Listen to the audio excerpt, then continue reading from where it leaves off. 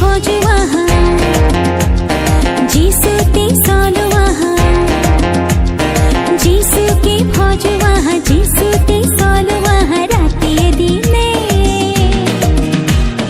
लुवा जीसु रजा नाम लुवा जीसु रजा नाम गुवा जीसु रे गान लुवा जीसु रे नाम अर्पण करा तुम्हारे जीवन गुवा जीसु रे गान लुवा जीसु रे नाम अर्पण करा तुम्हारे जीवन जीसु मुक्तिदाता आरु त्राणकर्ता जीसु मुक्तिदाता आरु त्राणकर्ता लुवा तुमी जीसु रे शरण প্ৰভু যীশু খ্ৰীষ্টৰ সৰ্বোত্তম আৰু মধুৰ নামত আপোনালোকক সকলোকে অভিনন্দন। পবিত্ৰ বাইবেল যোহন 19 আৰু 20 পদত আমি এইদৰে পঢ়োঁ যে আৰু পিলাতে এখন জাননী লিখি ক্ৰুচৰ ওপৰত লগাই দিলে। তাত এই কথা লিখা আছিল, নাচৰতীয়া যীশু যিহুদীবিলাকৰ ৰজা। এই জাননী ইব্ৰী, ৰোমিয়া আৰু গ্ৰীক ভাষাৰে লিখা আছিল আৰু যীশুক ক্ৰুচত দিয়া ঠাই নগৰৰ ওচৰ হোৱাত যিহুদীবিলাকৰ অনেকে তাক পঢ়িলে।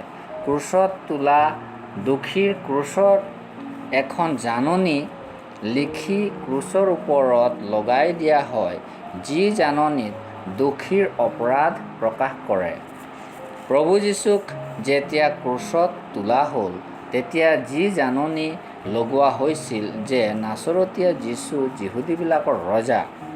কোন আছিল সেই ব্যক্তি যি ক্ৰুচতে ওলমোৱা হৈছিল? নিৰ্দোষী, নিষ্কলংক, নিষ্পাপী যীশুখ্ৰীষ্ট, যাৰ বিৰুদ্ধে একো পাপৰ প্ৰমাণ নাছিল। এইজন সেই যীশুখ্ৰীষ্ট যাক গোটেই নিশা দোষী কৰিবলৈ চেষ্টা কৰিও দোষী কৰিব নোৱাৰিলে। এতিয়া তেওঁৰ ক্ৰুচত লিখা হ'ল, নাচৰতীয়া যীশু যিহুদীবিলাকৰ ৰজা।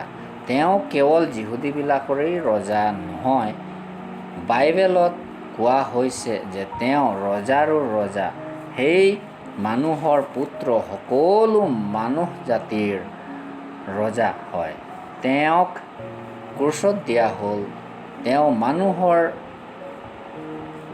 পাপৰ বোজা ক্ৰুচত লৈ বলিদান হ'ল, যাতে যিকোনোৱে তেওঁত বিশ্বাস কৰে তেওঁ পাপৰ ক্ষমা আৰু উদ্ধাৰ পাব।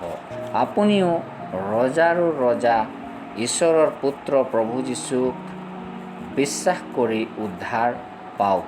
ঈশ্বৰৰ ওচৰত আমাৰ এই নিবেদন। ধন্যবাদ।